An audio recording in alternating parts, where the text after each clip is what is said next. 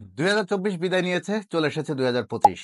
বছরের শুরুতে আমরা কি দেখার চেষ্টা করি সাধারণত? ক্যালেন্ডার। জীবনের নতুন পরিকল্পনা কেমন হবে? এই বছরে কোথায় যাবে? কে কি করবে? এই সূচিগুলো ঠিক করতে হলে ক্যালেন্ডার দেখতে হয়। তো আমরা ঠিক বছরের শুরুতে বাংলাদেশ ক্রিকেট দলের, জাতীয় পুরুষ দলের বিশেষ করে, সেটার ক্যালেন্ডার যদি আমরা তাকাই, এবছরও বাংলাদেশের অনেক ব্যস্ত সূচি। বাংলাদেশ এই বছরে আসলে বেশি খেলবে সাদা বলের ক্রিকেট। গত বছর যেমন লাল বলে বেগুলো ম্যাচ খেলেছিল, 8টি টেস্ট খেলেছিল। এবছর বাংলাদেশ টেস্ট খেলবে মাত্র 4টি।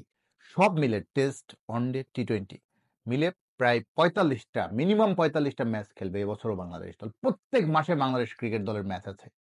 তো আমরা একটু সেই মাস ধরে ধরে দেখি কোন মাসে কাদের সঙ্গে বাংলাদেশের খেলা, কোথায় খেলা। বাংলাদেশের ইন্টারন্যাশনাল ক্রিকেটের সূচিটা শুরু হবে ফেব্রুয়ারি-মার্চে চ্যাম্পিয়ন্স ট্রফি দিয়ে। হাইব্রিড মডেলে হচ্ছে, আপনারা জানেন, আয়োজক পাকিস্তান। বাংলাদেশ শুরু করবে আরব আমিরাত বা দুবাই থেকে, তারপরে তারা চলে যাবে পাকিস্তানে। চ্যাম্পিয়ন্স ট্রফিতে গ্রুপ পর্বে বাংলাদেশ মিনিমাম 3টি ম্যাচ খেলার সুযোগ পাবে। যদি সেমিফাইনালে যেতে পারে, যদি ফাইনালে যেতে পারে, আরো 2টি ম্যাচ বাড়বে।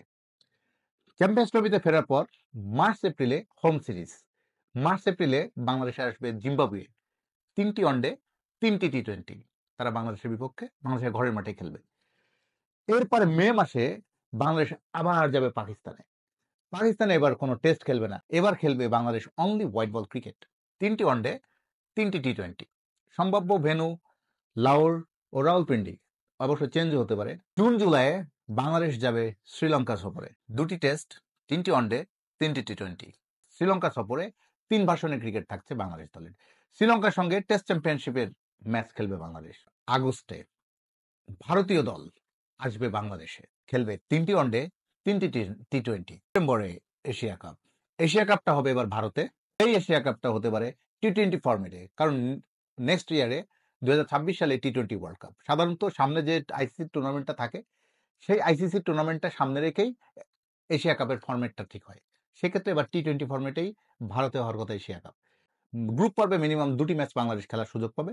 যদি বাংলাদেশ যেতে পারে সুপার 4-এ, তাহলে সেখানে পাবে আরো বাড়তি 3টি ম্যাচ।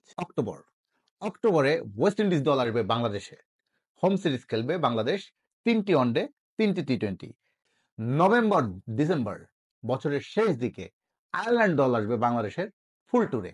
2টি টেস্ট, 3টি ওয়ানডে, 3টি টি-20 খেলবে আইরিশরা বাংলাদেশের সঙ্গে। তাহলে সব মিলে কি দাঁড়ালো? 4টি টেস্ট, 21টি ওয়ানডে, 20টি টি-20।